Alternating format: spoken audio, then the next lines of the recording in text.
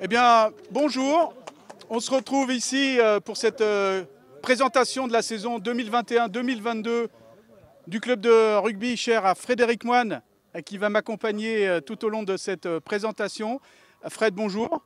Bonjour à tous. Bonjour à tous. Alors donc c'est une présentation, il faut forcément être un petit peu souple et moderne et s'habituer, s'adapter à la circonstance. On va inaugurer quelque chose en figital. Voilà, exactement, ouais. Alors, il y a du physique, parce qu'il y a des gens qui sont avec nous ici sur cette pelouse du stade des Grangettes. Ça nous fait du bien d'être là, de sentir un petit peu cette herbe. Et puis aussi, dans Figital, vous avez reconnu, il y a Digital, donc il y a aussi la partie visio, la partie Facebook qu'on a appris à connaître, j'allais dire malheureusement avec le Covid, mais voilà, c'est une partie aussi de cette période que l'on a, qui nous a permis d'apprendre un petit peu ça. Et donc, vous pouvez nous suivre, bien évidemment, et on vous en remercie d'ailleurs au nom de tout le club sur la page Facebook du club, bien évidemment, mais d'un certain nombre de partenaires, que ce soit le département, que ce soit la ville ou d'autres partenaires économiques du club. Donc merci à vous de nous suivre par l'intermédiaire de la toile, et puis merci à vous qui êtes ici pour nous suivre. Alors on va essayer de brosser un petit peu la saison dernière, les deux demi-dernières saisons. En tout cas, on va essayer d'un petit peu parler un petit peu du passé, mais surtout pour nous nourrir pour l'avenir, parce que j'ai envie un petit peu de faire les comptes, et les comptes sont vite faits, hein. La première saison, c'était tout bon pour toi, qui est là depuis 3 ans, Fred. Mais la deuxième, elle a été écourtée au 1er mars 2020 avec un derby, ici même un derby gagné. Et puis la deuxième, elle a débuté le 13 septembre. Et 4 matchs plus tard, il n'y avait déjà plus rien au mois d'octobre. Et tout s'est officiellement terminé le 26 février dernier.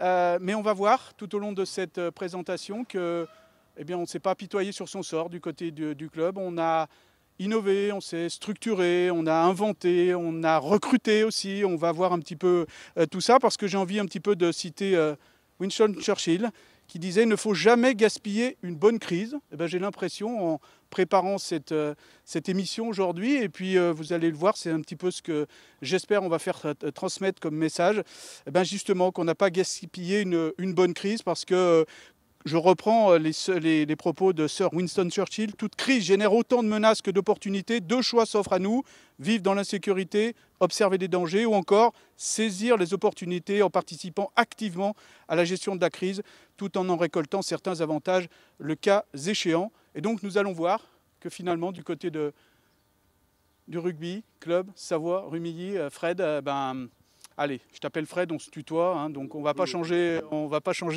notre fusil d'épaule. Une première saison, tout va bien pour toi. Et puis après, deux demi-saisons qui n'ont pas été simples, hein, bien évidemment. Oui, alors déjà, avant de commencer, je vais te remercier parce que tu as été très disponible pour préparer cette petite conférence de presse. Donc merci à toi, c'est très sympa. Merci aussi à la 8 Mont-Blanc qui a mis les moyens pour qu'on puisse faire quelque chose de qualité. On avait fait une première session l'année dernière, on essaye de faire un peu mieux cette année. Et finalement, c'est un peu à l'image de ce qu'on fait au club. Chaque année, essayer de passer un cap. Alors oui, il y a 2 saisons, effectivement, c'était la montée, donc c'était vraiment sympa et vraiment chouette. Ça nous a surtout mis beaucoup d'énergie positive, qui nous a été bien utile pour la saison dernière et pour cette saison. Et puis surtout, ça nous a conforté dans nos convictions. Parce qu'on a vu l'engouement que la montée a généré, que ce soit supporters, bénévoles, partenaires, et on s'est dit que finalement il fallait assumer ses ambitions, les assumer comme on assume les défaites. Il faut assumer ses ambitions, et que c'était la bonne trajectoire pour Rumilly, la bonne trajectoire d'être ambitieux, d'avancer, de monter. Et donc on a essayé, même si j'avoue effectivement que ça a été un peu douloureux cette année, un peu moins l'année dernière, parce qu'on a quand même mené jusqu'au mois de mars la saison. Mais là, cette année, ça a été particulièrement compliqué. Mais on a essayé en tout cas de se nourrir de la saison d'il y a 2 ans, de tout ce positif, et puis d'avancer, de structurer, et de se dire qu'il y aurait des jours meilleurs, que de se dire qu'on monterait en National 2, qu'on revivrait ça, et qu'il ne fallait pas baisser les bras. Mais oui, parfois, ça a été douloureux, mais je crois que c'était le cas pour tous les milieux associatifs, professionnels. Donc on a essayé de ne pas baisser les bras en tout cas. Comment vous avez résisté? Comment on reste debout après 2 ans comme ça? Je crois que le plus difficile, ça a été pour les joueurs, parce que la Fédéral 1, c'est un niveau qui est intermédiaire. On n'est ni professionnel ni amateur. Et donc, on nous a annoncé une reprise du championnat en janvier, puis en février, puis en mars. Et quand on est joueur, rester performant, il faut s'entraîner, il faut rester concentré, et ça a été, je pense, très dur à vivre pour eux. Donc ça a été donc forcément après les relations sont un peu différentes avec les joueurs. Donc on a essayé du côté des joueurs de les maintenir, de maintenir des entraînements, de rester un petit peu sous pression. Et puis après pour le reste du club, on a essayé de donner de la visibilité. Alors il y a eu plusieurs actions qui ont été faites au sein du club, que ce soit des actions au niveau social, sur de la boutique, enfin différents événements. On a essayé d'exister. Mais c'est assez difficile d'exister quand on produit rien et quand rien ne se passe. Mais en tout cas, voilà, on a essayé de donner de la visibilité au club dans une période un peu complexe. Alors, vous avez existé, vous avez survécu et vous êtes structuré. Alors, déjà, dans un petit peu la structure dirigeante, quelques petits changements. Oui, alors ça, c'est un gros débat au sein des associations. Quand on parle de professionnalisation, de bénévolat, d'amateurisme, parfois on se dit que ça ne peut pas forcément bien cohabiter. Moi, je pense qu'au contraire, ça doit cohabiter. Et quand on est monté de Fédéral 2 à Fédéral 1, on a pu voir le gap. Le gap, il est assez important. Et donc, s'il y a des choses qui doivent rester bénévoles et amateurs au sein du club, ça c'est notre volonté, d'autres choses doivent se professionnaliser. Et pour se professionnaliser, il faut structurer. Donc pour se structurer, on a renforcé le bureau. Il y a 2 vice-présidents, Roland et Gilles. Il y a un trésorier qui est Olivier, il y a un secrétaire qui est Cédric. Et puis il y a aujourd'hui aussi beaucoup d'aménagements au sein du sportif, mais ça je pense qu'on en reparlera un peu après, sur la prépa physique, la vidéo, Nicolas qui est le directeur sportif qui fait aussi beaucoup de choses. Donc tout ça, ça se met en place. Les convictions, on les a. Donc forcément, ça va un peu moins vite quand il y a des saisons comme celle-ci. Mais en tout cas, on n'a pas changé de cap. Et comme je le disais tout à l'heure, l'objectif, c'est chaque année, chaque saison, franchir une étape, franchir une marche pour que ce soit de mieux en mieux et que les choses soient de mieux en mieux organisées. Performance, convivialité et un petit peu de professionnalisation. Le mot professionnalisation n'est pas un gros mot. En tout cas, pour moi, non, pas du tout, parce qu'il faut aussi, il faut quand même être conscient que si on veut performer sportivement, et c'est notre souhait, on est avant tout une association sportive, un club sportif, et donc on veut performer sportivement. Et si on veut performer sportivement, il faut regarder dans quel contexte on évolue. Et aujourd'hui, la Fédéral 1 est un peu partagée entre des clubs qui sont plutôt amateurs et d'autres clubs qui sont plutôt pros, qui ont 30-35 contrats. Et il y aura peu de surprises. Les clubs qui monteront, ce sera les clubs structurés. Donc il faut avoir des ambitions, c'est bien, mais derrière, il faut se donner les moyens. Et se donner les moyens, c'est à mon avis, appuyer sur cette professionnalisation, cette structuration. Le reste, on l'a. La conviction, on l'a. Il n'y a pas de problème. Donc avant de parler du sportif avec Nicolas Tranchant et Sébastien Decart notamment, et puis on aura aussi Sylvain Charlet, on vous propose différentes petites surprises tout au long de cette grosseur à présenter la future saison. La notion de reconquête aussi du public qui est pas venu dans ce stade, qui est pas venu humer l'heure des mêlées depuis l'automne dernier et puis qui a été sauvé aussi l'année d'avant. Comment le lien s'est gardé en fait? Alors, c'est difficile. Alors moi, personnellement, j'étais favorable à jouer même à huis clos. Il y a eu un débat, sur la Fédéral 1, il y a eu un débat tout au long de la saison. Est-ce qu'il faut reprendre les compétitions sur le format d'un national ou pas? Moi, je pense que ça aurait été préférable de jouer même à huis clos parce qu'on aurait pu, notamment par la 8 Mont-Blanc ou par différents dispositifs, retransmettre les matchs et donc garder un lien. Là, c'est clair que sans sport, c'était plus difficile de garder le lien. Mais oui, bien sûr, on est très impatient. Et je pense que les coachs et le sportif sont très très impatients de reprendre la compétition. Voilà, je crois que Rumi, c'est un club à part, qui dispose d'un club de supporters très conséquent, de gens très attachés à leur club, donc parfois un petit peu exigeants, mais ça, faut l'accepter. Et donc, c'est une grosse fierté du club également. Donc, le lien, il a été difficile à maintenir. Ce qu'on se doit maintenant, c'est de performer sportivement. Et moi, j'espère que cette année, en tout cas, si je formule un vœu, c'est que déjà, bien sûr, qu'on puisse jouer. Et que deuxièmement, il y a un collectif qui se crée au sein des joueurs. Un fort collectif. Je crois qu'on l'a vu lundi soir, on peut avoir des belles individualités. S'il n'y a pas de collectif, ça ne marche pas. Donc, voilà, moi, c'est vraiment je sais que le reste suivra. On parlera des jeunes, on parlera des bénévoles, des partenaires. Tout ça va suivre. Mais ce qu'il faut aujourd'hui, l'enjeu, c'est que notre équipe première crée son collectif, que ce collectif refuse la défaite, que ce collectif veuille porter les valeurs de Rumilly. Voilà, ça, c'est vraiment l'ambition de cette année et je pense que le reste suivra. Alors lundi soir, c'est bien évidemment le France-Suisse, un des manchots battus, parce qu'à un moment donné, peut-être qu'ils ont été un peu suffisants par rapport à nos voisins helvètes. Et on le rappelle quand même, on avait 3 des meilleurs joueurs du monde. Ouais. Et au final, le collectif ne l'a pas emporté. Donc je vois ton message. Mais l'avantage du sport, dans le foot ou dans le rugby, c'est quand on l'oublie, on est sanctionné immédiatement. Donc voilà, ça au moins, la sanction, elle tombe à 16h30. Et là, on va essayer de ne pas l'oublier. Alors, on parlait des supporters, ce lien. Je voudrais appeler Serge Jacquemier parce que justement, je voulais voir un petit peu ce lien entre les joueurs, le sportif et les supporters. Serge, on m'a dit que voilà, j'avais cette envie de faire participer quelqu'un et on m'a dit c'est l'homme idoine. Bah oui, je pense qu'il faut. Quand on t'a vu arriver, on était content que tu sois là. Le micro là. Fred, mets-toi au centre.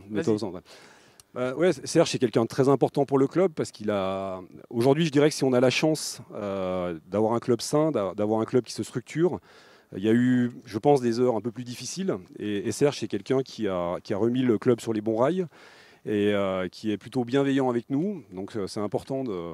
Édouard voulait quelqu'un qui témoigne. Quand je t'ai vu arriver, j'ai dit bon, c'est la bonne personne pour avoir ton regard. Maintenant que tu suis ça un petit peu de l'extérieur. Merci.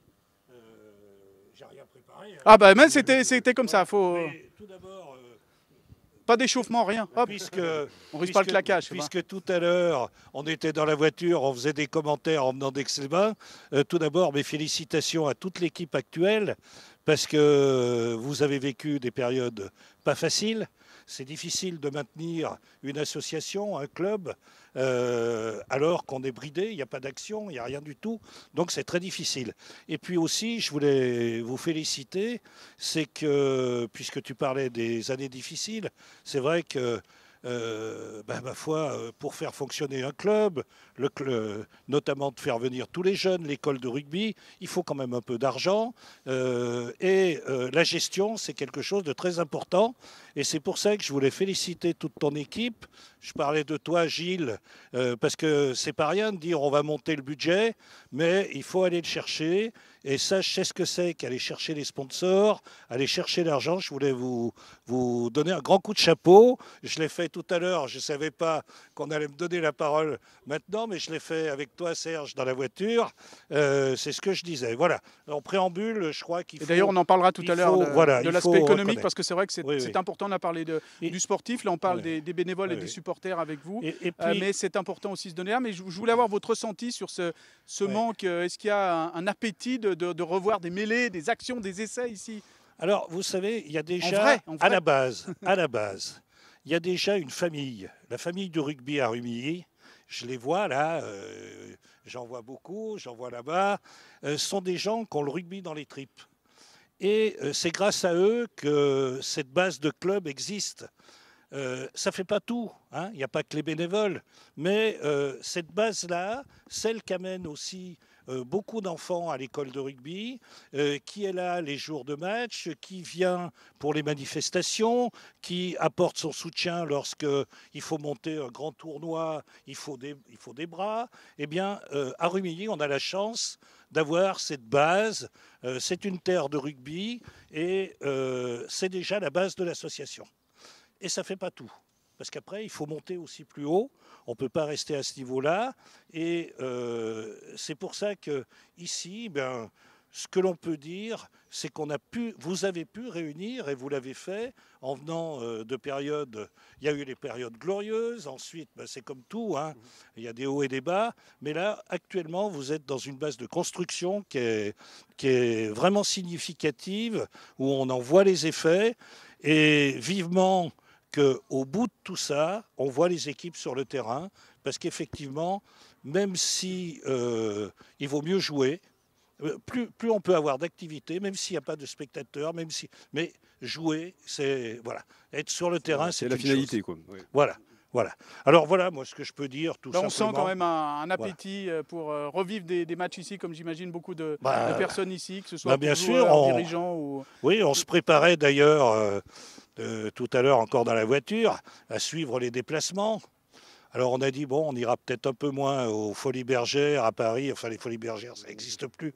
Mais on n'ira pas à Paris, on descendra plutôt dans le Midi. Ouais, parce qu'on va voir ça d'après ce qu'on a avec compris. Sébastien. Mais oui, on est la poule a impatient. été, On est dévoilée. impatient de venir ici au Grand Jet et puis impatient d'accompagner l'équipe lors de ses déplacements. Eh bien, merci beaucoup. Merci de votre J'en prie. témoignage. Bonne soirée. Et puis, aussi, juste en complément, donc il y a Serge, et puis il y a aussi André, qui est André Jourdain, qui est un ancien président. Donc ça fait plaisir aussi de voir que des anciens présidents viennent nous voir. Je pense que c'est important aussi dans l'histoire du club qu'il y ait une transmission, parce que comme tu l'as dit, nous on n'est que de passage. Il y a des bénévoles qui sont là depuis 60 voire 70 ans. Enfin, faut quand même le signaler. Donc c'est important qu'il y ait quand même une adhésion à tout ce qui est en train d'être mis en place. Et c'est pas toujours évident parce qu'il y a un passé, il y a un présent et puis encore un futur qui sera différent. Donc il faut arriver à fédérer tout ça et c'est pas toujours des plus simples. Eh bien, merci à vous. Et eh bien, pour voir des mêlées, pour voir des actions ici, bien évidemment, il faut une équipe première. Alors, on va beaucoup en parler, mais on parlera aussi ensuite de tous les projets, qui sont plus que des projets d'ailleurs, parce que c'est vraiment en cours au niveau de l'académie, voire un centre de formation à terme. On verra aussi tout l'aspect économique. Mais justement, pour parler du sportif, eh bien, on va appeler Nicolas Tranchant, qui est le directeur sportif du club. Nicolas, merci de venir un peu ici nous éclairer. On parlait tout à l'heure avec Fred l'aspect dirigeant pendant cette période. Alors, on ne va pas revenir sur la saison 2020-2021, parce que voilà, mais c'est 2019-2020, mais 2020-2021. Comment finalement vous avez fonctionné? C'était quand même les montagnes russes en fait, pour préparer. Il y a des matchs après des reports successifs. Comment tu as imaginé un petit peu travailler sportivement parlant? Alors, bonjour à tous, ça a été très compliqué en effet, puisque on s'attendait malgré tout à ce qui nous est arrivé, c'est-à-dire un deuxième arrêt de la saison assez tôt au mois de mars. Et à partir de là, il a fallu prendre une décision rapide. Donc c'est ce qu'on a fait avec le comité directeur, avec le staff et les coachs. C'était de se dire soit on attend, soit on bascule directement sur la nouvelle saison. C'est ce qu'on a décidé de faire. On a rencontré rapidement nos joueurs, surtout ceux qu'on voulait conserver, puisque c'était important de leur redonner cette confiance, de leur expliquer notre projet, d'être à leur écoute aussi. On a beaucoup discuté avec eux, on a beaucoup échangé. Et par rapport à ça, on a décidé de conserver 20 joueurs de l'effectif de l'année dernière, qui eux sont impliqués dans le projet, qui sont en adéquation avec ce qu'on veut faire avec eux. Qu'est-ce que vous avez discuté de quoi avec eux là, à ce moment-là? Vous saviez que vous alliez les garder ou il fallait un petit peu les tester quelque part? En fait, ce qu'il fallait, c'était être clair sur le projet. C'était un nouveau cycle. Le nouveau cycle, c'est de repartir sur 3 ans. 3 ans, à la base, c'était le national. Aujourd'hui, il y a une nouvelle division qui est venue se greffer au milieu, mais au mois de mars, c'était le national. C'était notre objectif prioritaire. Donc pour parler de national, il faut être clair avec les joueurs. Il faut que les joueurs soient en phase avec nous aussi et qu'ils se mettent dans ce projet. Ça, c'est important, ce lien que vous avez pu nouer. Oui, forcément. C'est-à-dire qu'il fallait vraiment que les joueurs s'approprient ce projet et qu'ils aient confiance en nous. Qu'ils se disent qu'il y a un nouveau cycle qui va démarrer. OK, on y va ensemble. Voilà. Donc ça, c'est pour une vingtaine de 20 joueurs. Voilà, c'est-à-dire que là, il y avait 20 joueurs. Pour constituer un effectif d'équipe première, aujourd'hui, il faut 35 joueurs. Donc c'est pour ça qu'on a recruté 15 joueurs.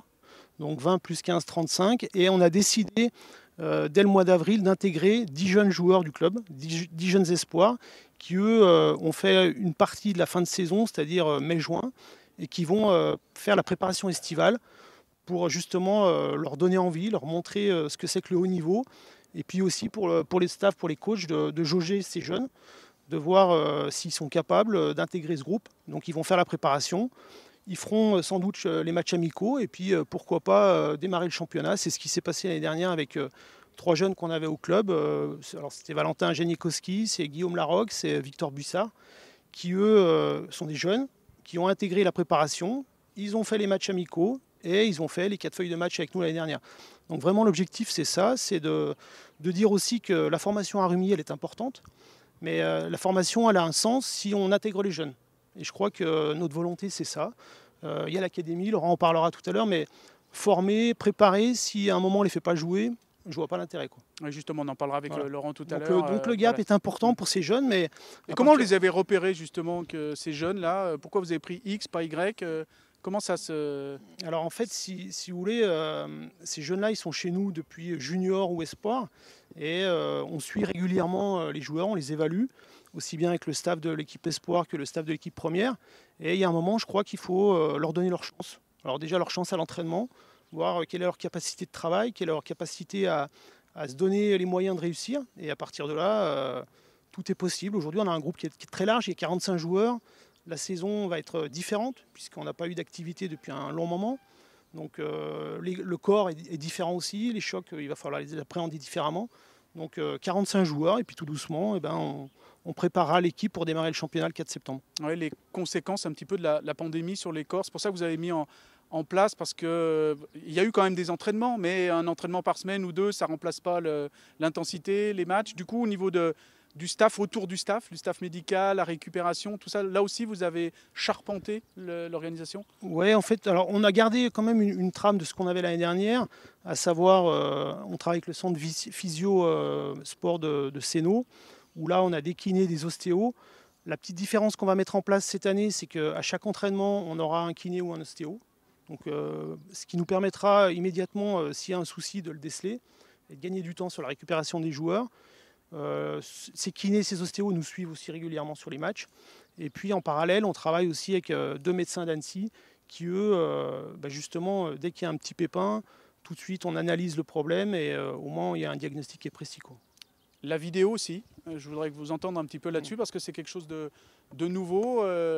C'est pas anecdotique, hein, on le voit dans des entraînements. Moi qui suis par exemple le Loup, j'ai vu apparaître il y a 2 ans des drones au-dessus des mêlées pendant les entraînements pour voir un peu, parce que mine de rien, c'est très technique tout ça. Et alors je peux imaginer que c'est logique pour un club de top 14. Mais à votre niveau, c'est quelque chose là où vous voulez aussi passer un cap. On parlait de professionnalisation tout à l'heure avec Frédéric. Voilà, là, c'est une forme de professionnalisation pour la performance, toujours dans la convivialité. C'est ça, c'est-à-dire que bon, je ne pense pas que Frédéric va nous permettre d'avoir un drone cette année. Donne pas trop d'idées aux coachs parce qu'ils sont assez exigeants. Ça, donc à chaque fois que tu leur donnes... et puis Urios, il a dit des fois, c'est pas la peine de tout ça, donc c'est bien de... C'est pas prévu, le drone cette année n'est pas prévu. Par contre, c'est vrai que je disais tout à l'heure qu'on a beaucoup échangé avec nos joueurs, on a beaucoup discuté avec eux. La vidéo est un secteur essentiel de notre sport. Alors, je pense qu'il faut vraiment accentuer là-dessus parce qu'il n'y a qu'avec la vidéo qu'on peut voir nos lacunes. On peut voir aussi ce qui va bien, parce qu'il n'y a pas que des choses qui ne vont pas bien. On peut voir aussi nos adversaires. Et aujourd'hui, on a des réseaux qui s'appellent Tech 15 où tous les matchs à partir du mardi, les matchs de la poule sont disponibles. Donc ça permet aux coachs et au staff d'analyser. Donc là, oui, il y a une personne qui nous a rejoint, Didier Driss, qui va nous aider à être plus fort là-dessus, avec Guillaume Mièvre, qui vont travailler quasiment le dimanche soir après le match, ou le samedi si on joue le samedi, pour analyser ce qui était bien, ce qui n'était pas bien, pour que les joueurs, dès le lundi, ils soient en phase avec leurs images, avec ce qui s'est passé le dimanche. L'idée, c'est pas de leur mettre un pic, c'est de leur dire voilà, ça c'est bien, ça c'est pas bien, là-dessus on a été bon, on n'a pas été bon. Donc l'exemple du haut niveau, il est là. On va essayer de s'en approcher. On sera pas encore, on n'aura pas le drone tout de suite apparemment, mais on essaye de s'en approcher tout doucement et je pense que c'est en effet quelque chose d'important. Eh bien, merci Nicolas pour toutes ces précisions générales. On va rentrer un petit peu plus dans le détail. Et puis je vais demander de nous rejoindre Sébastien Decart, donc l'entraîneur de l'équipe première. On aura aussi Sylvain Charlet tout à l'heure, si la technique veut bien, hein, Fred. On l'appellera parce que malheureusement il ne peut pas être en physique avec nous. Alors lui c'est du téléphonique, hein, donc on a on a du physique, on a du digital et on aura du téléphonique. Sébastien, bonjour. Bonjour. Ça y est, on est dans le vif du sujet parce qu'on est sur la pelouse. Ouais. Et puis la poule est tombée là. Ouais, la poule est donc tombée. Tout à l'heure, Serge disait pas le nord, ouais, mais le sud. Alors ça donne quoi cette poule pour ceux qui ne... Parce que c'est tout frais, hein, tout chaud. Il y a pas mal d'équipes qu'on avait cette année dans la poule, comme Mâcon, Bédaride, Château-Renard. Et puis on va aller jusqu'au sud-est avec BR, La Seine, hier, voilà, qui sont des équipes solides de Fédéral 1 et qui ont aussi fait un bon recrutement. Donc voilà, je pense que quand on montera en National 2, on l'aura bien mérité, je pense. Parce qu'il va y avoir des beaux matchs tous les week-ends. Et c'est pour ça qu'on a essayé de créer un groupe pour rivaliser avec toutes ces équipes. Alors c'est vrai que sur le papier, c'est du lourd. Fred, on va peut-être expliquer en 2 mots le mécanisme qui a légèrement changé hier, hein, au niveau de l'accession. C'est tout frais parce qu'il a changé hier. Donc ça devait être les 6 premiers. Donc on sera une poule de 12. Donc les 6 premiers devaient monter directement. Donc finalement, c'est les 4 premiers qui monteront directement. 5, 6, 7, 8 joueront un match de barrage en aller-retour contre les 5, 6, 7, 8 d'une autre poule. Et si on gagne le match de barrage, on monte. Mais on ne fait pas les finales. Hein. Aller-retour, ouais, ouais. Donc ça change pas mal de choses. Alors, il y a du pour et il y a du contre. Le contre, c'est que si on avait fini 5e ou 6e, on montait directement. Bon, ça c'est un peu embêtant. Maintenant, si on finit 7e ou 8e, ça nous laisse quand même l'opportunité de jouer la montée, quoi. Donc, bon, bah, je pense que on s'adaptera de toute façon. Quand on veut monter, on peut se dire la poule est trop compliquée, la règle est trop difficile. Voilà, il faut qu'on soit 4e. Voilà, ce sera l'objectif, d'être 4e toute la saison. On sait qu'il y a des grosses cylindrées, La Seine, Mâcon, hier, qui a beaucoup recruté. Mais bon, ouais, il faut assumer. Comme je le disais tout à l'heure, il faut assumer. Et puis après, bah, si ça ne marche pas, on assumera aussi à l'inverse. Mais moi, je pense que ça va marcher. Ouais. Alors, en discutant avec Nicolas ou avec Sébastien, on va confirmer tout ça. Cette poule, même si elle est un peu immense et pleine d'épines, elle vous plaît? Oui, moi, elle me plaît vraiment. Hein. C'est ce qu'on cherche aussi quand on va aussi en Fédéral 1 et avec les objectifs. C'est qu'on veut aussi se préparer pour la suite. Et je pense que cette poule va bien nous préparer. Et je pense que voilà, ça va permettre à tout le monde de voir des beaux matchs au Grand Jet. Et voilà, je pense que tous les joueurs sont impatients de commencer. Et le staff aussi, parce que c'est vrai que ça fait un moment qu'on attend ça. Donc peu importe l'équipe, je pense qu'on sera prêt. Alors, ça commence lundi, c'est ça? Quel est le programme un petit peu? Là, en tout cas, déjà, qu'est-ce que vous avez fait? Parce que c'est vrai qu'avec Nicolas, on parlait de ces corps pendant 18 mois qu'on fait un petit peu de sport, mais pas tant, c'est un peu compliqué quoi, pour les joueurs parce que on craint des blessures là dans le staff. Ouais, bien sûr, parce que c'est ce qu'on a eu aussi un peu la saison dernière au début de la prépa. Donc voilà, les joueurs ont arrêté en mars, ils ont coupé, on a repris, on a fait une grosse prépa parce qu'il fallait qu'on soit prêt aussi. Les joueurs sont vraiment donnés et le problème c'est qu'on est arrivé en octobre et ça s'est arrêté. Donc derrière, il a fallu garder les joueurs un peu investis, des dates qui étaient repoussées tout le temps pour la reprise, pour au final arrêter. C'est mental qu'il faut. Est-ce que tu as senti à un moment donné que certains joueurs, fallait les remettre parce que physiquement, on va dire que c'est à la limite simple, tu fais des longueurs. Mentalement, c'est compliqué. C'est peut-être plus difficile à aller chercher. Ouais, mais même pour nous, hein, parce que nous aussi, les joueurs et le staff, on a vraiment le match du week-end qui nous porte la semaine. Et là, sur des semaines un peu compliquées où on arrivait à le week-end, il n'y avait rien. Honnêtement, on était là, à partir de janvier, on était là vraiment pour garder un lien social plus que rugbystique. Voilà, parce qu'on avait des joueurs certains joueurs habitent tout seuls, d'autres viennent de loin. Donc c'est difficile de les laisser seuls. Donc voilà, on a voulu, grâce au club aussi, continuer à faire des entraînements, à se voir, et jusqu'au maximum qu'on pouvait. Puis on a coupé après en avril, parce qu'on avait besoin aussi de lâcher. Puis c'était dur pendant 3 mois de les tenir occupés, quoi. Donc début 5 juillet, premier match le week-end du 5 septembre, ça fait 2 mois... intense. Ouais, 2 mois intense. Ouais, les joueurs sont depuis hier là, en prépa individuelle jusqu'au lundi 12. On reprend la prépa pendant 4 semaines. Et après, on va arriver sur les matchs amicaux du 21 et du 27 et pour commencer la semaine d'après championnat. Alors, on a parlé du staff, on a parlé de l'organisation, etc. Les joueurs, donc Nicolas nous expliquait qu'il y a eu beaucoup de changements, des joueurs que vous avez voulu garder, des jeunes que vous allez faire monter. Et fatalement, il y a beaucoup d'arrivées. Ouais. C'est quoi la feuille de route un petit peu une fois que vous avez les 20 joueurs que vous voulez garder, les jeunes, vous ciblez quoi? Bien évidemment des postes, mais après il y a la philosophie, vous renseignez sur les joueurs. On passe énormément de temps à se renseigner, à discuter avec eux. Et l'idée c'était d'apporter des choses qui nous ont manqué sur les 2 dernières années, qu'on a identifiées. On a eu le temps, l'avantage c'est ça, d'arrêter en octobre, parce qu'on a eu le temps de faire au moins un point complet sur l'équipe, sur nous aussi, parce qu'on avait besoin de faire un bilan sur ce qu'on avait fait.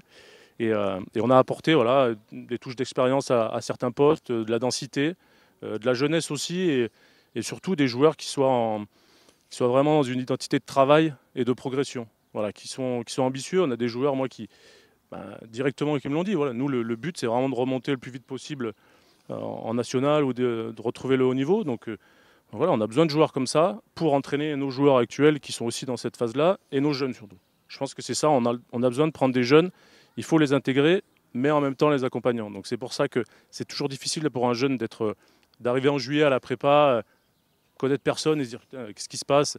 Là c'est très bien, ils ont passé 2 mois avec les joueurs qui restaient et ils ont commencé à faire pas mal de connaissances, ils ont progressé physiquement, ils ont compris un peu le plan de jeu, donc ils vont arriver en juillet déjà prêts. Prêt à prendre la place des anciens, quoi. Alors, en préparant, là, tu m'expliquais un petit peu ce recrutement. On n'est plus comme au siècle dernier, parce que j'ai revu un petit peu dans les racines de Rumilly. Le premier match était face aux voisins Aix-les-Bains, comme ça me permet de placer ma ville. Hein. De l'autre côté, la Savoie, de l'autre côté de la frontière, mais bon, on fait partie de la même maison, hein, la Savoie, Savoie-Mont-Blanc. Là, vous êtes allé chercher loin quand même, un joueur. Ouais, et explique-nous en fait. Alors là, on est en figital, hein, en physique, en digital. Mais là, alors, on est allé chercher du côté de Rumilly un joueur américain via LinkedIn. Pour ceux qui ne connaissent pas, c'est un réseau professionnel. Comment ça se passe? Raconte-nous cette histoire. Aujourd'hui, le recrutement, il se fait voilà. Aujourd'hui, il y a des agents, il y a des et puis comme tu l'as dit, c'est professionnel. Donc aujourd'hui, on recrute. On y revient au mot, Fred. On recrute aussi sur des plateformes de travail, voilà, comme le rugby est devenu un travail pour certains. Donc oui, je suis tombé sur un joueur qui m'a plu. Comment ça se passe? Tu es devant ton écran, moi, je regardais en plein confinement? Voilà, exactement. Voilà. Au mois de novembre. Et je me suis dit, ce joueur me plaît. Déjà, le genre de joueur me plaît. J'ai regardé un peu, je me suis renseigné. Et puis le joueur, lui, m'a également contacté pour me dire qu'il était intéressé pour venir en Europe et plus précisément en France, parce qu'il a sa compagne qui est originaire de Suisse. Alors on parle de Psalm Wuching. C'est ça. Donc 3e ligne polyvalent, 6, 7, 8. C'est ça. Donc il joue où là? Il joue dans le top 14 américain. Hein, voilà, il joue dans la première division, le MLR américaine. Donc il est à San Diego. Voilà, il a signé à San Diego depuis 3 ans. Et, San Diego, Rumilly. Voilà, exactement.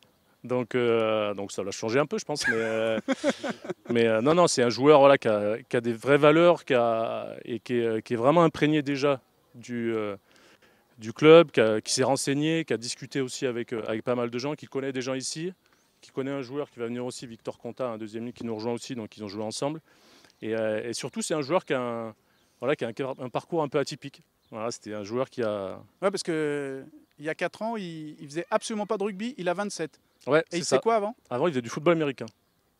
Voilà. Donc si vous mettez sur Internet Psalm Wuching, vous avez plutôt des photos de joueurs de foot américain. En fait, c'est le genre de joueur, le genre de personne qui peut être bon partout parce qu'il a vraiment des valeurs, il a une agressivité naturelle qui fait que sur le terrain, il est assez impressionnant. Et c'est un joueur qui a une très grosse réputation aux États-Unis, dans le rugby et dans le football américain. Mais c'est un joueur qui est originaire d'Hawaï et qui a des vraies valeurs. Et moi, c'est vraiment ça qui m'a touché. Et on est en contact tous les jours. Là, il est en Europe, il est en Angleterre parce qu'il joue dimanche contre les Anglais en test match avec les États-Unis et la semaine d'après contre l'Irlande.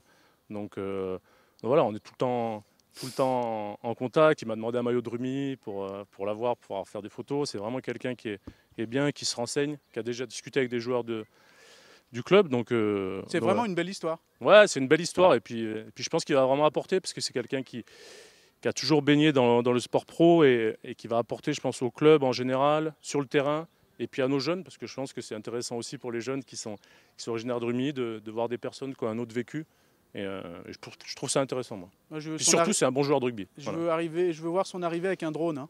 Ah ouais. Comme ça, il peut te servir pour le commercial, pour la com et pour le sportif. C'est bon, je l'ai bien vendu là? Ouais. Hein, mais oui, il l'a déjà bien fait. Hein. C'est un joueur qui va se fondre dans un groupe parce que comme il m'a dit, il a besoin aussi de l'ensemble du groupe pour exister. C'est pas quelqu'un qui parle beaucoup, mais par contre, c'est quelqu'un qui parle plus de ses actes. Et il fera partie des 13 ou 14 recrues, mais c'est pas lui qui fera l'équipe. Je pense qu'il faut que tout le monde se serve des qualités de chacun.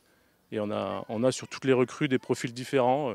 Des gens qui viennent du Nord, il y en a qui ont des jeunes, il y en a qui se relancent. Il y a un peu de tout, mais en ayant passé beaucoup de temps à discuter, en les voyant, je pense que c'est des joueurs qui vont vraiment plaire au public. Oui, alors on fait un gros zoom sur Psalm Wuching, mais c'est juste pour raconter son parcours et bien évidemment, c'est pas l'unique recrue. On l'a vu, on l'a parlé du foot, mais je crois que c'est une valeur qui est encore plus partagée dans le rugby s'il n'y a pas de collectif. Ouais, c'est ça. Hein, c'est ça qu'on a voulu faire dans le recrutement, c'est vraiment créer un collectif. On s'est vraiment renseigné sur les joueurs pour savoir comment ils étaient dans un groupe, comment ils se situaient, comment ils étaient après les matchs, dans la vie de tous les jours, parce c'est vraiment important qu'il n'y ait pas que le terrain. Voilà, on ne veut pas des joueurs, nous c'est ce qu'on a dit à tout le monde, on ne veut pas des consommateurs qui viennent consommer le rugby au stade et après ils partent. C'est vraiment, voilà, Rumi, il y a ce côté, comme on a dit, amateur et professionnel, c'est-à-dire qu'il y a des bénévoles, il y a des gens qui viennent au stade.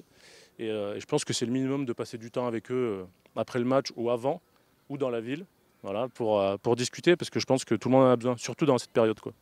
Merci Sébastien. Alors juste avant, on va encore te garder juste le temps d'appeler Sylvain. Alors ce qu'on va essayer de... reste là Sébastien.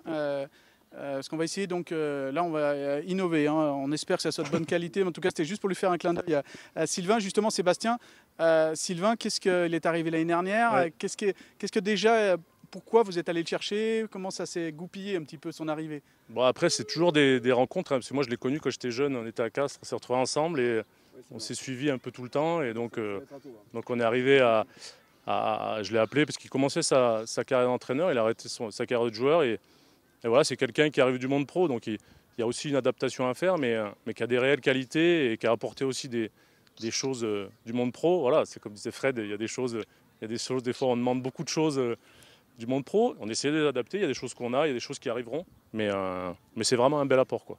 Alors justement, il est en ligne. Sylvain, est-ce que tu nous entends? Bon, alors justement, la première question que je voulais te poser, c'est pourquoi avoir choisi Rumilly? Pourquoi quand Sébastien, Fred, Nicolas, tout le staff dirigeant, technique t'appelle, pourquoi tu dis Tilt? Pourquoi tu dis Banco? Parce que déjà, je connaissais déjà bien Seb, qui était un ami. Donc déjà, me retrouver en compagnie de quelqu'un que je connaissais pour mes débuts, c'était quand même, ça m'a rassuré aussi. Et puis le projet proposé était quand même très intéressant. Pardon. Et après, Rumilly reste un grand club français qui, je pense, aujourd'hui n'est pas à sa place dans le rugby d'aujourd'hui et qui demande à grandir. Et c'est ce que font très bien aujourd'hui Nico et Fred. Justement, quand vous étiez avec d'autres maillots, que vous regardiez Rumilly, quelle valeur vous ressortait de Rumilly qui justement vous touche, et qu'est-ce que vous voyez là maintenant? Est-ce que c'est en adéquation avec ce regard que vous aviez avant? Aujourd'hui, je pense que Rumilly, ça peut devenir une place forte de Haute-Savoie ou même de Savoie, on peut dire régionale. Donc je pense qu'aujourd'hui, il y a des valeurs qui sont perdues aussi un peu dans le rugby moderne, qu'aujourd'hui Rumilly tient à garder. Et je pense que ces belles valeurs peuvent nous amener loin, et c'est ce qui m'a plu aussi. Cette nouvelle carrière, même si elle s'est faite un petit peu pour l'instant sur une saison un petit peu tronquée, elle donne vraiment le goût de revenir l'année prochaine, pas l'année prochaine, même dès la semaine prochaine ou presque, là en tant que dans le staff? Oui, là, du moins, on va reprendre la saison en pleine envie parce qu'on nous a coupé quand même l'herbe sous le pied. On avait bien débuté. Donc on est plein d'envie, on a refait une équipe, on a reconstruit une équipe avec ce qu'on pensait nécessaire pour débuter une belle saison. Avec Seb, les deux présidents, du moins tout le staff technique qui nous entoure, nous a bien aidés. Les présidents nous ont jamais mis le bâton dans les roues, on a avancé main dans la main vers la même direction, et je pense qu'aujourd'hui on a une équipe en adéquation avec nos attentes, et une belle équipe pour faire quelque chose de bien dans ce championnat, même si la poule est très relevée, même si c'est la poule, je pense, la plus dure du championnat de Fédéral 1, je pense qu'il y a quelque chose à faire aujourd'hui. Eh bien, merci beaucoup Sylvain, merci d'avoir pris quelques secondes pour témoigner sur cette présentation. Merci beaucoup Sylvain, et bonne saison. Merci Sylvain.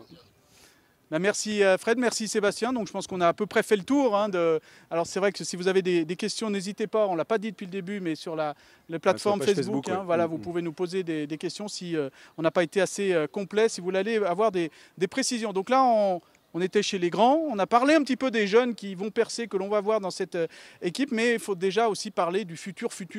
Oui, et là, on va parler des jeunes, on va parler de l'académie, et je vais appeler Laurent Charvier, de l'école de rugby à l'académie, avec cette nouveauté 2021-2022, et puis pourquoi pas le centre de formation. Fred, je sais que c'est quelque chose qui te tient à cœur et à corps. Je crois que ça, les jeunes, la transmission. C'est partagé par l'ensemble du club. Forcément, on a beaucoup d'ambition sur l'équipe 1, parce que c'est la locomotive, c'est elle qui donne la visibilité. Et puis c'est vrai, quand on dirige un club, on a de l'ambition sportive, donc c'est eux qui l'incarnent le mieux. Mais c'est le sens, et Nicolas l'a rappelé tout à l'heure, le sens, c'est aussi de faire émerger des jeunes. Et je crois que l'effectif cette année, il a été construit sur les valeurs, sur l'adhésion, sur ce qu'a rappelé Seb. On a 2 entraîneurs qui sont exigeants, qui nous demandent beaucoup de choses, et c'est très bien. Il faut juste comprendre que la Fédérale 1 aujourd'hui, on tend vers le monde pro, mais on n'y est pas tout à fait. Donc les choses, elles se font à leur rythme. Et nous, on est en tout cas dans cette logique-là. On ne peut pas tout faire tout de suite, mais comme je le disais, c'est d'avancer chaque année. Mais tout ça, ça n'a de sens que si on fait émerger des jeunes. Si vous n'avez pas d'école de rugby, si vous êtes en national et que vos U19 et vos U16 ne performent pas, ça n'a pas vraiment de sens. Si c'est développer le budget pour simplement aller recruter des joueurs à l'autre bout de la France, voire uniquement à l'international, ce n'est pas le projet de Rumilly, ce n'est pas ce qu'attendent les gens, je pense, et ça ne reflète pas ce qu'on veut mener au sein du club. Donc on parle beaucoup effectivement des partenaires, des bénévoles qui sont essentiels, mais la force de Rumilly, je pense que Laurent va très bien en parler, c'est aussi la force de ses éducateurs. Et chez les jeunes, on distingue pour moi 2 catégories, c'est l'école de rugby, et puis après les générations U14, U16, U19, qui sont des générations très importantes, parce que les jeunes sont sollicités par d'autres sports, parce qu'ils sont en train de se développer physiquement, il faut s'adapter, il faut choisir son poste. Donc il y a 2 choses pour moi chez les jeunes. Il y a vraiment l'école de rugby, et là, Laurent va le confirmer, je pense que Rumilly est assez excellent pour une ville qui reste quand même de petite taille. Et après, on a du job sur les catégories intermédiaires, on le sait, quoi. Donc ce sera la raison de l'académie qui va naître dès cette saison. Alors l'académie du club de rugby de Rumilly, Laurent, je suis obligé de te parler de ce chiffre que tu m'as donné quand on préparait ça. Oui. 100%. C'est quoi 100%? C'est quoi ce chiffre qui te fait mal au cœur? 100%, c'est 100% des meilleurs joueurs du club partent pour les centres de formation. Grenoble, Oyonnax et dernièrement Chambéry viennent aussi chercher des jeunes chez nous. Donc à 15 ans. À 15 ans. Dès l'entrée en seconde, ils viennent récupérer les meilleurs joueurs chez nous et du coup, on les perd. Alors pourquoi? Parce que pendant longtemps, on a joué en Fédéral 2. Et effectivement, en Fédéral 2, on n'était pas structuré en termes de moyens humains, matériels, etc. pour proposer quelque chose d'un petit peu mieux à nos jeunes. Là, ça fait 2 ans qu'on est en Fédéral 1. Le club s'est très très vite structuré quand Fred est arrivé, j'ai beaucoup insisté, beaucoup parlé de la formation. Le club a compris, Fred et Nikos ont compris l'intérêt de la formation. Et on a pris le temps de se structurer en termes de moyens humains. Aujourd'hui, à savoir qu'on a quand même 2 BPGEPS embauchés au club qui interviennent sur le scolaire, qui interviennent sur l'école de rugby, etc. On mène beaucoup d'actions avec les écoles, dans les centres aérés, pour amener du monde à l'école de rugby. Donc aujourd'hui, on a beaucoup de licenciés à l'école de rugby. On a aussi labellisé l'école de rugby avec il y a un label FFR qui existe de 1, 2 ou 3 étoiles, un label 2 étoiles. Ça parle du fonctionnement de l'école de rugby, de la compétence du cadre. Ils sont donc tous diplômés. Et donc du coup, voilà, ça c'était vraiment très très important. Et après, l'étape qui était fondamentale dans le développement du club, c'est comment faire pour sortir nos meilleurs jeunes. Enfin, comment arriver à garder nos meilleurs jeunes au club et à leur donner une formation suffisante pour qu'à 20 ans, ils soient capables de jouer en équipe première. Donc, parce que pour l'instant, il y a un seul joueur du cru qui joue en équipe. Actuellement, dans le groupe 1, il y a Victor Bussard et je crois que c'est le seul de Rumilly. Donc l'objectif, c'est dans les 5 ans qu'il y en ait quelques-uns en plus, c'est oui, ça, Fred? Oui. Ouais. Alors, juste pour élargir peut-être un peu par rapport à ce que dit Laurent, bien sûr, c'est très valorisant de prendre un jeune de l'école de rugby de Rumilly et de l'amener en équipe première. C'est aussi intéressant de travailler avec nos clubs voisins et d'amener des jeunes du territoire, qu'ils soient de Savoie ou de Savoie, en équipe première. Et c'est ce qu'on commence à faire avec des clubs partenaires qui sont du Maule, de Métais, de Faucigny. Et c'est aussi élargir un peu notre champ d'action et de le faire en bonne cohérence, c'est-à-dire que leurs meilleurs jeunes puissent s'épanouir à Rumilly et que nous, on leur rende aussi des choses. Après, bien sûr, il y a la filière rumillienne 100%, mais il y a aussi nos clubs partenaires et que Rumilly représente un peu les 2 Savoies. Alors ça marche comment pour 29 Alors, jeunes, c'est ça? Effectivement, donc l'académie, on a pris 29... Ça va débuter là au mois de septembre, ça va débuter à la rentrée. Voilà, donc on a pris les 29 jeunes potentiels équipe 1, que nous on a identifié à plusieurs dans le club, sur les catégories moins de 14, moins de 16 et moins de 18 ans. Donc ces jeunes-là, ils vont s'entraîner 2 fois en semaine en plus. Ils auront le mercredi après-midi de la préparation physique tout le temps, tous les mercredis après-midi. Donc ils sortiront de l'école. Ils viendront au stade manger. Avant de partir travailler, ils auront un petit temps d'études, une surveillance scolaire pour pouvoir faire le devoir. On a une personne qui va s'occuper de surveiller l'étude. Ça, c'est important aussi. Et puis les aider. Voilà.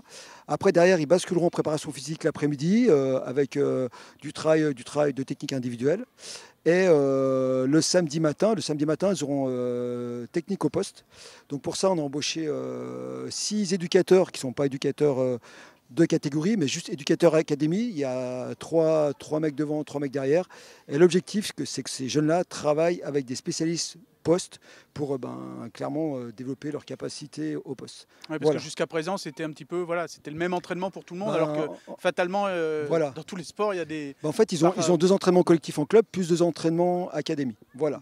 Et après, ces jeunes-là, on a aussi des classes... Les avants travailleront entre avant, les arrières... C'est ça. On a un spécialiste pilier, un spécialiste tanner, un spécialiste deuxième, troisième ligne. Ah oui, c'est même aussi précis que ça. Voilà, un spécialiste du jeu au pied, un spécialiste centre, un spécialiste troisième rideau et l'arrière, et ils vont bosser avec eux. Et ces jeunes aussi, on a donc beaucoup bossé dans les établissements scolaires. On aura des classes collège, on a 2 classes horaires aménagées lycée. Et ces jeunes-là aussi, en semaine, feront un entraînement en plus en horaire aménagé. Donc l'idée, c'est qu'on optimise leur temps de travail rugby sur la semaine pour pouvoir les faire bien bosser et qu'ils soient à terme, quand ils arrivent à 20 ans, être plutôt très performants. Et comment les parents ont pris ça quand vous êtes allé leur présenter le projet? Il fallait les rassurer un peu? Voilà, j'ai rencontré tous les parents individuellement. On a fait une réunion d'une demi-heure avec les parents et les enfants. On a expliqué le projet. On a mis bien sûr ça en relation le rugby et le scolaire. Ce qui est très très important, c'est que scolairement ça marche bien. Donc on a demandé qu'ils anticipent les devoirs, qu'on puisse profiter du temps d'études. On a aussi discuté avec les parents si scolairement on a du mal un petit peu à suivre. L'académie s'arrêtera pour un moment donné, pour redresser tout ça. On veut vraiment... Faut mettre le curseur au bon endroit. Voilà, tout à fait. Et on sera aussi bienveillant avec ces jeunes quand même, parce qu'ils vont bosser un petit peu plus. Donc l'idée, c'est d'arriver à bien les accompagner. Donc, parce qu'ils auront des suivis de performance physique, ce sera tout archivé. Quand on sera en collectif club le week-end, ils seront aussi évalués sur leur performance. C'est pas des évaluations de notes, mais c'est vraiment des évaluations globales. Si sur une paire de 5 matchs, on a un gamin on sent qu'il baisse un petit peu sur ses performances, c'est plutôt... en parler, parce que ça reste... Il faut être cohérent. Et puis il faut envoyer vraiment un message. Et c'est vrai qu'on parlait de la surveillance des devoirs le mercredi. C'est assuré par une personne qui va être concrètement. Oui, c'est Elisa qui est notre emploi Campus 2023, qui est Bac plus 3, qui a fait Bac S, tout ça. Alors c'est pas un prof, bien d'accord. Elle surveillera. Et puis elle sera aussi capable, si jamais il faut aider un jeune, de donner la main. Voilà.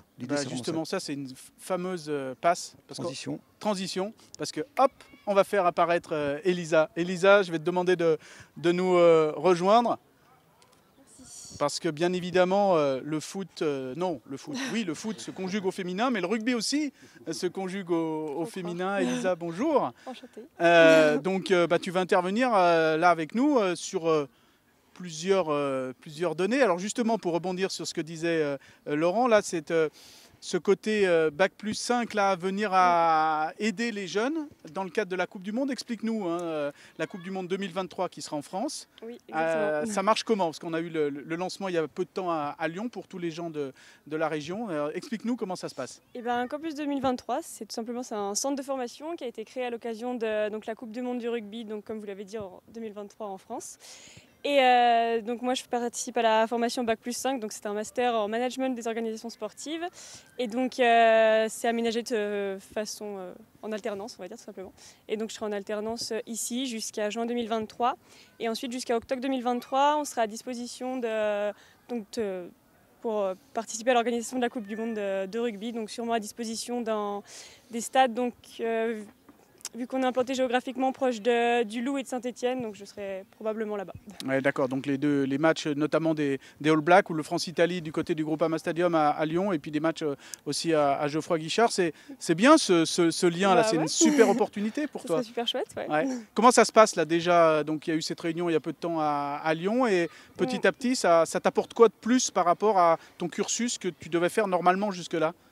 Eh bien là on est en pré-formation, donc ça a commencé au mois d'avril jusqu'au mois d'août, donc on a quelques heures de cours de pré-formation justement à Chambéry. Le reste du temps je suis au club, je travaille. Et après j'ai un autre contrat, donc à partir de septembre 2021 jusqu'à, comme je l'ai dit, juin 2023, donc une alternance classique sous format de 3 semaines, 1 semaine avec de l'école et d'entreprise. Donc tu es là pour ce rôle-là, mais tu es aussi joueuse. Oui. Le rugby, ça t'a gagné quand? Il n'y a pas longtemps? Comment tu es venu au rugby ici? Même si quand on est de Rumilly, j'imagine qu'on va faire du rugby, mais... Ah bah oui, si on est de Rumilly, on connaît le rugby, c'est un peu inévitable. Ouais. Tout simplement, on était un groupe de copines au lycée, on a eu envie de faire du rugby, alors on est venu sonner au club, on a dit s'il vous plaît, faites-nous jouer au rugby. Donc c'était pas facile parce qu'évidemment, au rugby féminin, on a toujours un petit problème d'effectif parce que c'est tout nouveau. Mais on a pu commencer en rugby à 7 en U18, donc c'était vraiment super chouette. On a passé une première année géniale. Puis doucement, on a évolué, on est passé au rugby à 10. Après, comme tout le monde, on a traversé la crise du Covid. Et là, on monte encore d'un cran en arrivant dans un peu plus sérieux, un peu plus du vrai rugby, comme les gens aiment bien dire. On va jouer à 15 en Fédéral 2 à partir de septembre, en entente avec le MAUL. C'est quoi le plaisir que tu as dans ce sport? Ouf, je ne sais même pas s'il y a une réponse.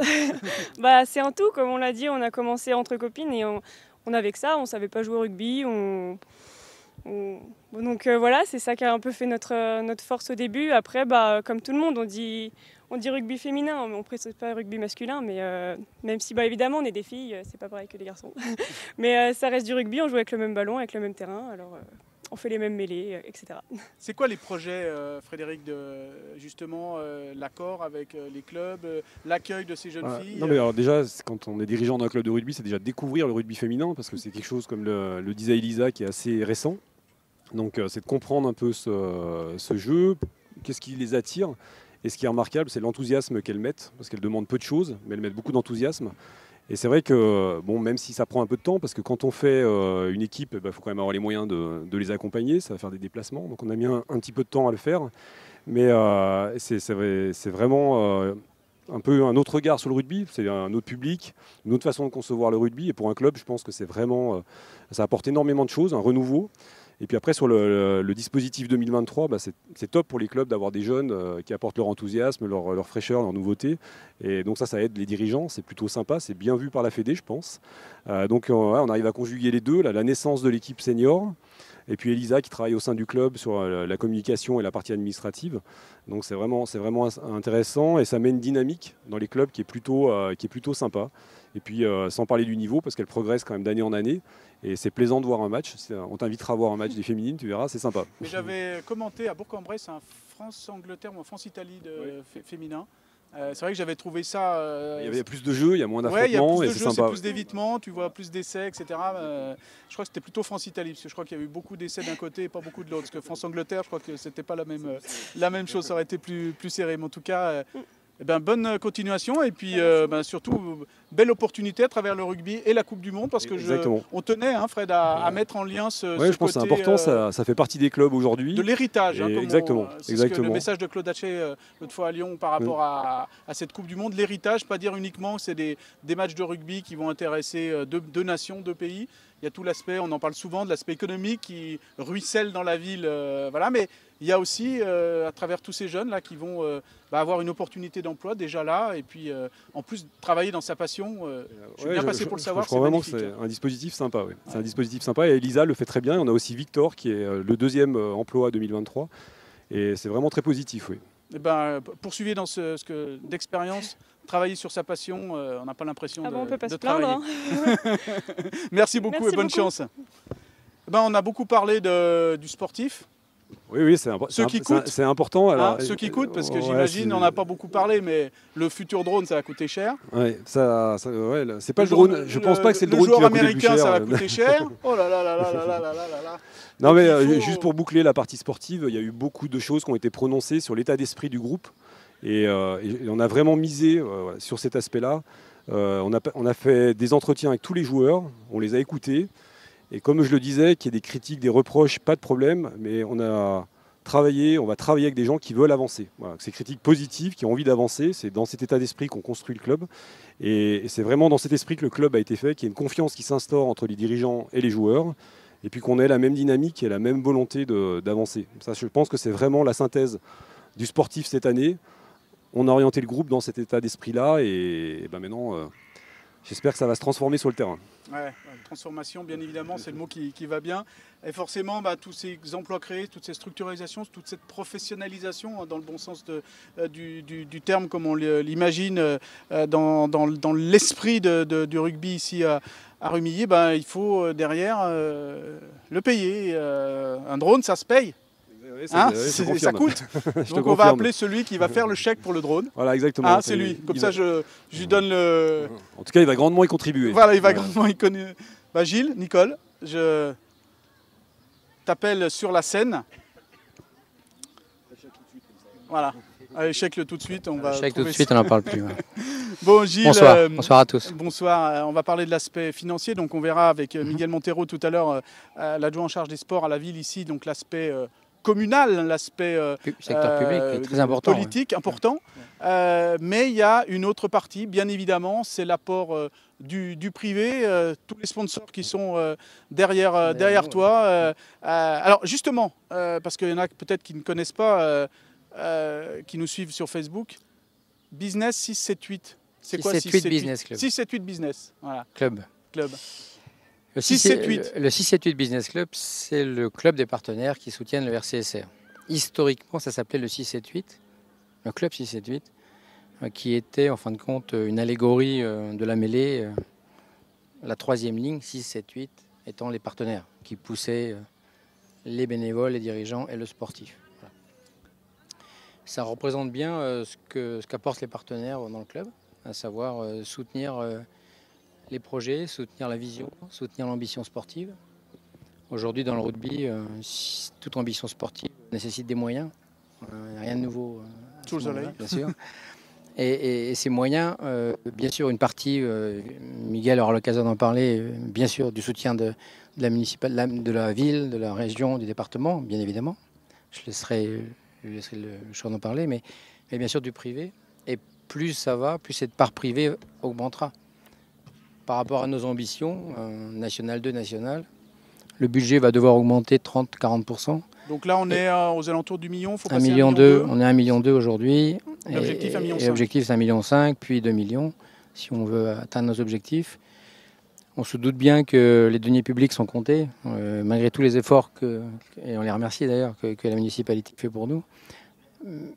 Et on sait bien que c'est le privé qui devra apporter plus. Alors ce privé qui a été présent pendant toute cette période, parce qu'avec Fred, en brossant le portrait général de la saison, on a bien vu que fatalement, je me répète, mais forcément on a dû s'adapter. Eux, les sponsors, ils ne sont pas adaptés, ils ont continué de signer, ils ont été présents. Ouais. Ça, c'est quelque chose de remarqué, de remarquable.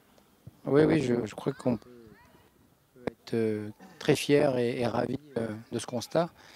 Bon, là, je parle au nom du bureau du 678. On est 8 bénévoles à soutenir et animer ce réseau de partenaires. Aujourd'hui, c'est 130 partenaires qui composent le 678. Et tout le monde a connu les 18 derniers mois, avec les difficultés qu'on a pu avoir. Et malgré ça,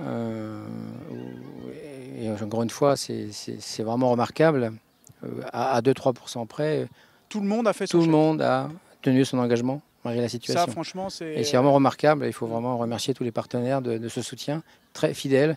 Certains sont là très très longtemps et les nouveaux qui arrivent s'inscrivent dans cette fidélité et dans ce soutien, dans cette volonté de participer à ce projet, à cette dynamique du club qui est intéressante. Voilà. Et justement, je voulais juste pointer du doigt justement cette fidélité avant de parler de la professionnalisation avec les projets que vous avez mis en place, plus que projets.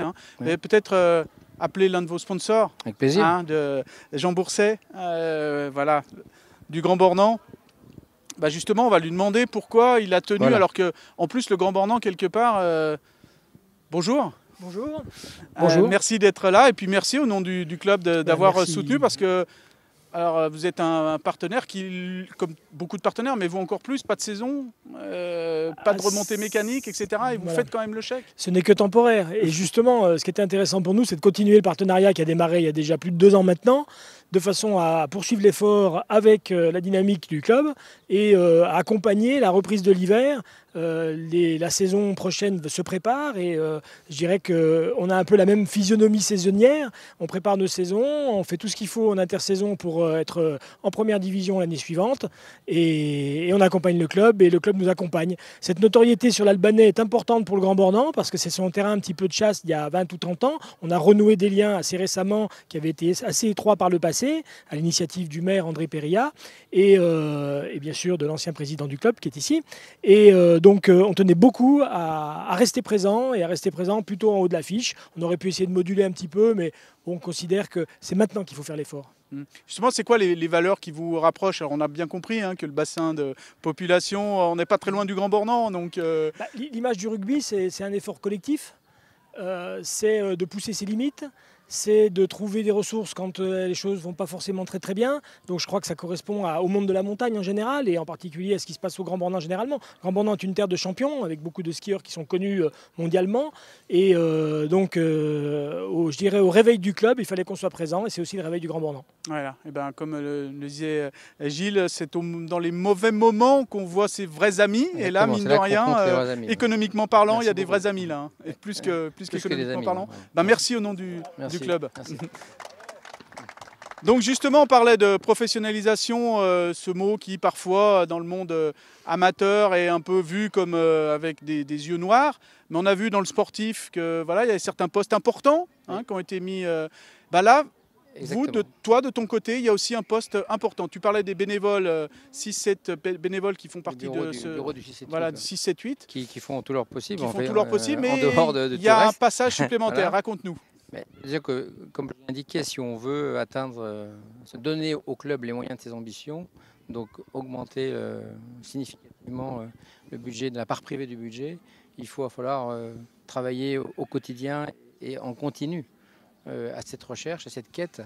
Et c'est pour ça que le club a fait le choix d'ouvrir un poste de chargé de développement partenaire, un vrai CDI, quelqu'un qui va travailler à 100% au club et qui va s'engager dès l'été là, pour nous aider à aller chercher ces nouveaux partenaires, pour les aider leur proposer de participer à ce projet, bénéficier de la visibilité que le club propose, avec aussi toutes les nouvelles prestations qu'on propose aussi, et faire de ce beau projet rumilien un vrai succès. Qu'est-ce que justement ça va apporter de plus peut-être dans les prestations que vous allez offrir à vos partenaires? Ce qu'un partenaire vient chercher en participant au projet de Rumilly, du RCSR, c'est bien sûr en faire partie, gagner en visibilité, bien évidemment, et cette visibilité, elle est importante vu les résultats du RCSR. Et c'est aussi, et c'est pour ça qu'on l'a appelé depuis quelques années 6-7-8 Business Club, je dirais, participer à un centre d'affaires quelque part, où on peut effectivement se rencontrer au travers d'un match, un moment festif, et ensuite, pourquoi pas, parler business et gagner des affaires ensemble. L'idéal pour nous, ça serait qu'on puisse avoir, je dirais, quelque part une préférence entre partenaires quand on a besoin d'un service, d'un bien ou d'un produit. C'est des groupe informatique, on va plutôt... Sur certaines sociétés, oui. Voilà. Qu'on ne nommera pas ici présent. Non, mais effectivement, on veut encourager ce partenariat aussi bien au niveau soutien du club qu'au niveau business entre eux. Ouais. Eh bien, merci pour toute cette présentation. Donc là, on a bouclé les 2 tiers du budget. Je vous propose d'appeler le dernier tiers. Miguel Montero. Donc adjoint en charge des sports à Rumilly. Donc bonjour. Bonsoir à tous. Heureux de refouler cette pelouse-là. Quel bonheur, je le dis bientôt tous les jours. Les assemblées générales ont recommencé, les sportifs ont recommencé. Quel bonheur, hier soir j'étais avec des tout petits à l'athlétisme pour donner des diplômes et des petites médailles. Et quel bonheur de refouler cette pelouse. Cette belle pelouse, elle est toujours aussi belle. Toujours aussi bien entretenu par nos équipes du service des sports de Rumilly. Oui, c'est un bonheur. Et puis, je pense que ce bonheur, il est partagé. Quand on voit les gens qui sont là-bas, tout le monde veut venir refouler un peu le bord du terrain. Les joueurs aussi, je pense qu'ils sont aussi là au bord du terrain, mais ce qu'ils ont envie, c'est d'être sur le terrain. Et puis nous, ce qu'on attend, c'est le premier match ici au Grand Jet. Alors justement, vous avez parlé de la pelouse. Quand on a préparé un petit peu cet entretien, j'ai senti que vous avez dit ouais, voilà, c'est le journaliste, il veut savoir la somme donnée, etc. Mais il n'y a pas que la somme. Donc la somme, vous allez nous le donner, mais il n'y a pas que ça. Il y a 90 000 mètres carrés de terrain à entretenir pour la ville. Alors beaucoup sont utilisés par le rugby, donc ça veut dire que ce n'est pas qu'une histoire d'argent entre une municipalité et son club. Alors, et l'un de ses clubs. Il n'y a plus de secret, Rumilly, c'est une ville sportive. Le sport, ça passe par des installations. À Rumilly, pour une ville de 16 000 habitants, on a des installations, allez, je peux le dire, énormes et exceptionnelles. C'est 5 agents temps plein qui sont ici sur les stades tout au long de l'année. C'est, comme vous l'avez dit, 90 000 mètres carrés de pelouses sportives, de belles pelouses sportives, parce qu'on peut avoir certaines pelouses. Et pour avoir fait un petit peu le tour aussi des terrains de la région, il n'y a pas que des belles pelouses. Et voilà, j'avais encore des chiffres aujourd'hui, c'est 200 tonnes de déchets de pelouse par an. C'est assez énorme. Et ça aussi, ça se paye dans le retraitement des pelouses. Et ben voilà, mais c'est un cercle aussi, puisqu'on dépose ça chez un agent de Blois, un ancien rugbyman de Blois, pour retraiter tout ça et faire des belles choses environnementales. Rien ne se perd, rien ne se crée, tout se transforme, comme disait Lavoisier. Vous le montrez encore une fois. Donc 140 000 € apportés par la commune. Et puis tout ce lien social, vous avez parlé de ça, j'ai vu votre regard, votre plaisir d'avoir distribué des médailles hier à des jeunes. Ce lien social, il vous a manqué en tant qu'élu, bien évidemment, mais aussi en tant que passionné de sport? Oui, bien sûr. Il y a une hâte de retrouver tout ça. Au-delà de ma délégation du sport, j'ai aussi la vie associative. C'est 150 associations à Rumilly, 52 associations sportives. Et puis la dernière délégation que le maire m'a donnée, c'est la jeunesse. Quel bonheur de travailler avec des jeunes. Quel bonheur aussi de les voir évoluer. Et de retrouver des champions, des petits Rumilliens que j'ai moi aussi connus, parce que je suis un vrai Rumillien, et j'ai connu des petits gamins qui aujourd'hui sont des champions, et ça c'est vraiment un bonheur. Et moi je veux mettre ça en avant, et la mairie de Rumilly aussi veut mettre ça en avant. Il faut qu'on retrouve des champions rumilliens, de vrais champions rumilliens. Alors bien sûr, hein, il faut qu'ils soient encadrés, ces jeunes-là, mais je pense que le club du RCSR fait un travail fantastique, comme beaucoup d'autres clubs à Rumilly, mais vraiment un travail fantastique envers les jeunes pour les amener aujourd'hui au plus haut niveau. Au niveau des infrastructures, je vois qu'il y a des travaux, c'est vous qui faites le chèque? Alors, moi... C'est quoi les nouveautés qu'il va y avoir? La période Covid au stade, je ne l'ai pas connue. Ça fait 1 an qu'on est en place avec la nouvelle municipalité et que j'ai pris ce portefeuille d'adjoint au sport. Toutes les semaines, tous les jeudis, je suis ici au stade avec le responsable du stade pour suivre un petit peu les travaux. Et je peux vous dire que des travaux, il y en a beaucoup. Ça représente beaucoup d'argent. Il y a quoi, par exemple? Qu'est-ce que vous pouvez nous donner comme scoop? Alors aujourd'hui, regardez, on met les couleurs rouge et noir sur les mains courantes de la tribune. Ça, voilà, c'est une demande aussi du club. On va vers les demandes du club, mais demain, c'est aussi un projet plus important. Et le club m'attend sur ce projet-là, hein, on avance, on travaille dessus. C'est un grand écran. Ah oui, je le vois là, oui. Voilà, un grand écran de 30 mètres carrés qui sera là, et bien, comme vous l'avez dit tout à l'heure, pour les sponsors, pour attirer les sponsors, parce que c'est vrai que la ville de Rumilly met toute son énergie et pas mal d'argent dans ce stade, mais tout a des limites. On n'est pas une grande ville non plus. Et aussi, on agit pour le territoire. Donc ça veut dire que demain aussi on réfléchit pour que ces équipements sportifs aillent vers une intercommunalité. Ok, et ben voilà, tous ces projets, tous ces idées de structuration encore, on est en plein dans la... Pour conclure sur la relation qui nous anime avec la mairie, à un moment tu as dit, ça n'est pas que du financement, et c'est particulièrement vrai, on l'a vu cette année. Je pense qu'on a la chance d'avoir une mairie qui est à l'écoute, qui nous écoute, qui veut comprendre notre projet. Et bien sûr, il y a l'aspect financier, mais je pense qu'ils essayent d'aller dans notre sens dès lors qu'ils comprennent. Donc nous, on essaye d'être le plus clair possible sur ce qu'on souhaite faire. On essaye de ne pas leur demander quelque chose tous les 4 matins. C'est vrai que quand on veut quelque chose, on le veut, mais bon, on le veut aussi avec du sens. Je pense que c'est pas au public de financer, au pouvoir public de financer notre ambition.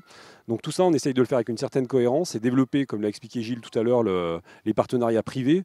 Et la plupart des demandes qu'on peut avoir, elles vont dans ce sens-là. Donc, en tout cas, moi, je les remercie au nom du club sur leur écoute, parce que c'est aussi bien quand il y a des périodes comme celle qu'on vient de vivre, qui est une période où il ne se passe rien, au-delà de l'aspect financier, de se sentir soutenu. Et à Rumilly, le rugby se sent soutenu. Et ça, je pense que c'est quand même très important. Et je pense que beaucoup d'associations et de clubs se sentent soutenus à Rumilly. C'est ce qui fait aussi un peu la particularité de cette ville et de ce territoire. Ben merci Fred. Alors on va conclure. Hein, j'ai bien envie de conclure sur une version collective. J'aimerais bien que tous ceux qui sont intervenus viennent ici pour peut-être une dernière photo de famille, parce qu'on l'a dit depuis le début, c'est une histoire de vie collective aussi. Il y a beaucoup de valeurs. Et voilà, donc Serge, Olivier, Nicolas, Laurent, Sébastien, Jean, Gilles, Elisa, Olivier, tout ça, voilà, tout cela. Eh ben, merci beaucoup. On était parti sur Churchill qui nous disait qu'il ne faut jamais gaspiller une crise pour reconstruire. Ben, je crois que c'était des mots, alors certes de quelqu'un quand même que j'adore et dont je me nourris souvent. C'est pour ça que j'ai voulu utiliser cette formule.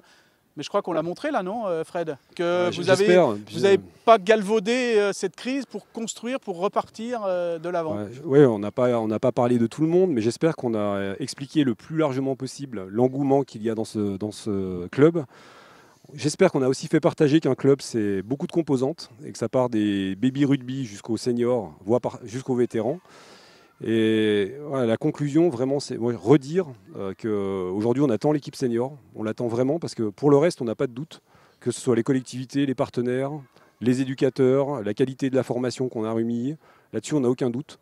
Là, maintenant, c'est l'équipe 1 qui doit porter ce projet-là, qui doit aller de l'avant. Je pense que nous, on a fait tout ce qu'on pouvait. Alors, en tout cas, on n'a sans doute pas tout bien fait, mais on a essayé de faire le maximum. Non mais, non mais alors moi on peut mettre en avant aussi le travail de Sébastien et Sylvain, parce que c'est pas facile quand il se passe rien, c'est pas facile de garder le lien avec les joueurs, de maintenir la dynamique. Et je peux vous dire qu'ils se sont investis pour bâtir une équipe qui ressemble à quelque chose. Donc maintenant, c'est à eux. Voilà, maintenant, c'est à eux de jouer. C'est le week-end du 5 septembre, de faire que le collectif il se construise très vite. Et puis qu'on partage vraiment la même chose, qu'on prenne du plaisir. Voilà, comme je l'ai dit, nous, on ne fait pas tout bien. Eux, ils ne font pas tout bien. Mais l'important, c'est qu'on a envie d'avancer, de construire. Et puis surtout qu'on veut y aller au même endroit. Et où on veut aller, c'est la Nationale 2. Je pense que le message, il est très clair. Et on l'assume. Voilà, on l'assume. Et si au mois de mai, on n'y est pas, on l'assumera aussi. Mais, donc rendez-vous dans un an avec le... Donc on fait la même conférence de presse avec la Nationale 2. Eh bien, rendez-vous pris et...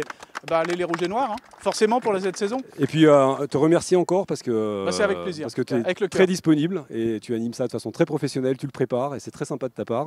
Même si tu es plutôt footballeur, j'espère que ça te donne une bonne image. J'ai pas parlé de foot, si j'ai fait juste une petite. Voilà, puis merci à la 8 Mont-Blanc, tout ça, ça a du sens aussi, le Grand Bornand, la 8. Voilà, c'est un territoire, comme l'a dit Miguel, et on essaye comme on peut de bien l'animer et de lui donner une bonne image et de perpétuer les valeurs que nos anciens ont fait vivre dans ce club. Et tu sais pourquoi j'ai dit oui tout de suite? Parce que j'ai vu que le premier match amical de Rumilly en 1911, c'était face à Aix-les-Bains. Je me suis dit, forcément, je dois être ici. Voilà, en tout cas, c'était un plaisir d'être avec vous. Et puis, bon été pour ceux qui prennent les vacances et bonne reprise pour vous tous. Et puis, bonne saison à tous. Merci beaucoup. Merci à toi.